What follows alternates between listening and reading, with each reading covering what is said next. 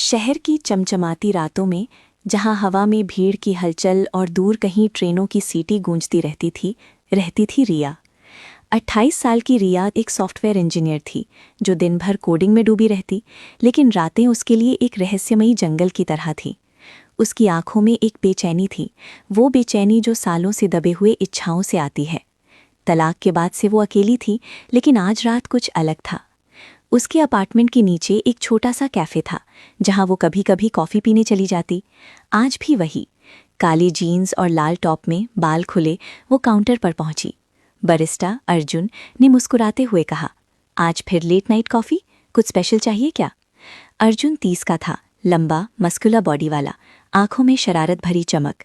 वो कैफ़े का मालिक था, लेकिन रात के समय वो खुद ही सब संभालता। रिया ने हंसते हुए कहा, स्पेशल मतलब? तुम्हारी स्पेशलिटी क्या है?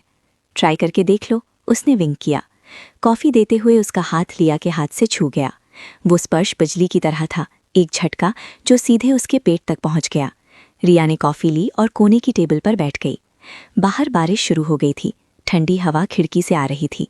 कुछ देर बाद कैफ़े बंद होने का समय हो गया, आखिरी कस्टमर चला गया। अर्जुन ने रिया को देखा, जो अभी भी अपनी कॉफ़ी ख़त्म कर रही थी। बारिश रुकने तक रुको ना, मैं ड्रॉप कर दूंगा। रिया ने हिचकिचाते हुए हाँ कहा। अंदर से वो जानती थी कि ये बहाना है। दोनों ने साथ में चेयर साफ की, बातें की, काम की, जिंदगी की।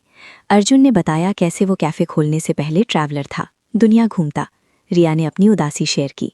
बातों बातों में अर्जुन का हाथ रिया की कमर पर चला गया। वो स्पर्श नरम था, लेकिन गर्म। रिया का दिल धड़कने लगा। चलो ऊपर चले, मेरी छत पर बारिश देखने का अच्छा व्यू है, अर्जुन ने फुसफुसाया। रिया ने सिर हिलाया। कैफ़े के ऊपर उसका छोटा सा फ्लैट था। सीढ़ियाँ चढ़ते हुए अर्जुन ने रिया का हाथ पकड़ लिया। दरवाज़ा खुला और अंदर एक छोटा सा लिविंग रूम, दीवार पर ट्रैवल फोटोज़ और खुली बालकनी। बारिश की बूंदें तेज़ हो गईं। अर्जुन ने वाइन की बोतल निकाली। एक ग्लास? रिया ने हाँ कहा। वाइन की घूंट के साथ बातें गहरी हो गईं। तुम्हें क्या चाहिए रिया? सच्ची खुशी? अर्जुन की आंखें उसकी आंखों में। रिया ने शर्माकर नज़रें झुका लीं। शायद कुछ जो मुझे जिंदा महसूस कराए। अर्जुन ने धीरे से उसका चेहरा छुआ। उसके होंठ रिया के होंठों से मिले, एक धीमा गहरा किस। रिया का शरीर कांप गया। वो सालों से भूली हुई आग जाग उठी। अर्जुन के हाथ उसके कंधों पर फिसले, फिर पीठ पर। टॉप के हुक खुल गए। रिया ने उसकी शर्ट उतार दी, उसकी छाती मजबूत, गर्म। दोनों बालकनी में चले गए, जहां बारिश की ठंडक हवा में घुली थी। अर्जुन ने रिया को दीवार से सटा लिया, उसके होंठ उसके गले पर, फिर नीचे। रिया की सांसें तेज हो गईं। उसने अर्जुन के बाल नाप लिए। अर्जुन, धीरे, लेकिन उसकी आवाज़ में विनती नहीं, बुलावा था। अर्जुन ने उसे गोद में उठा लिया और बेडरूम में ले गया। कमरे में मंद रोशनी, बेड पर सफ़ेद शीट्स। उसने रिया को लिटाया, उसके जीन्स के बटन खोले। रिया की स्किन सिल्क जैसी चिकनी। अर्जुन के होंठ उसके पेट पर, नाभि के चारों ओर घूमे। रिया ने आंखें बंद कर लीं।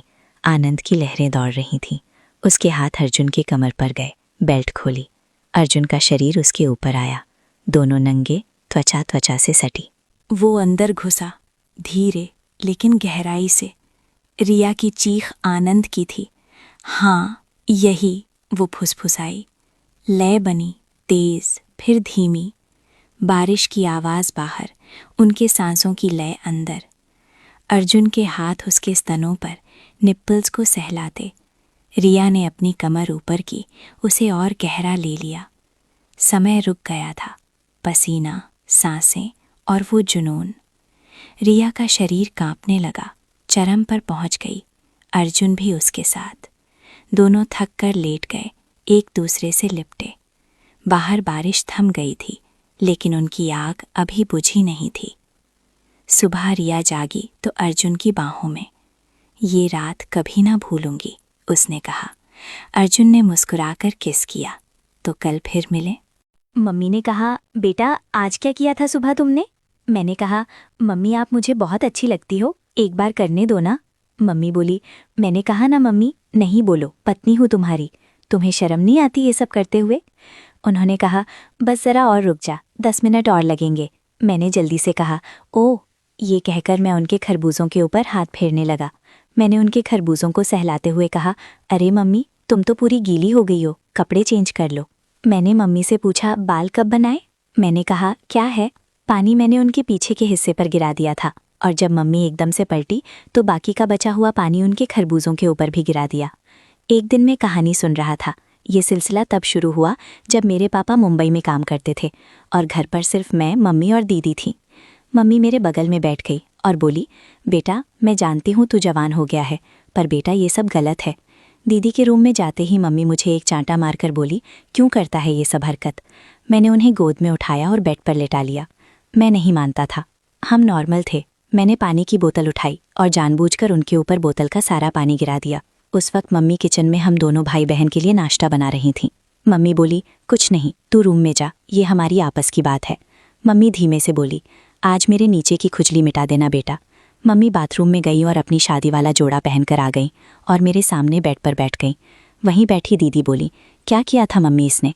मैं हिम्मत करके मम्मी के पीछे खड़ा हो गया और पूछा, मम्मी कितनी देर और है? अभी भूख लग रही है। मुझे खुद से मज़ा लेने की आदत थी और मम्मी बेटे की पिलाई की कहानियां सुनना बहुत पसंद करता था। फिर मैं अपने औजार को तनाव में करके उठा और मम्मी के पास गया। मैंने कहा, ठीक है मम्मी। मैंने बोला, कुछ नहीं मम्मी। मैंने कहा, ठीक है। उन्होंने हंसकर कहा, बेटा आज ही तेरे लिए अपना बगीचा साफ किया है। नमस्ते दोस्तों, मेरा नाम राजेश है और मैं मध्य प्रदेश से हूँ। मेरा मम्मी के साथ पिलाई करने का कोई इरादा नहीं था। मैं कुछ नहीं बोला, बस सॉरी मम्मी कहा और रोने लगा। मम्मी की उम्र 40 साल है। मैंने कहा, हाँ मेरी रानी। उन्होंने कहा, खुद ले ले बेटा। इतने में मेरी दीदी आई और बोली, क्या हुआ मम्मी? मम्मी बोली, बेटा तेरे लिए आज एक सरप्राइज है। आज मैं अपने जीवन का एक राज आप लोगों को बताने जा रहा हूँ। सॉरी मम्मी, गलती से गिर गया। मम्मी उठी और उन्होंने मुझसे आंखें बंद करने को बोला। मेरा ध्यान मम्मी के पीछे के हिस्से पर गया और मैंने औजार को हाथ से सहलाना शुरू कर दिया।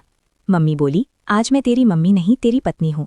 उनका भरा हुआ शरीर, गोरा रंग, मस्त तने हुए खरबूजे जो रस से भरे हुए हैं और इतना मस्त पीछे का हिस्सा कि किसी का भी औजार अपने पीछे आसानी से ले लें। पहले मैं आपको अपने परिवार के बारे में बताता हूँ। मेरे परिवार में मैं, मम्मी, पापा और मेरी बड़ी बहन है। फिर मैंने बोला, मम्मी मुझे एक गिलास पानी दे दो। बस फिर क्या था, मैंने मम्मी का घूंघट उठाया और बोला, मम्मी सच में क्या सुंदर हो आप, एकदम जन्नत की हूर लग रही हो। मैं सोचता था कि ये सब सच भी होता है क्या? टैग करो उस दोस्त को जो ऐसा करता है।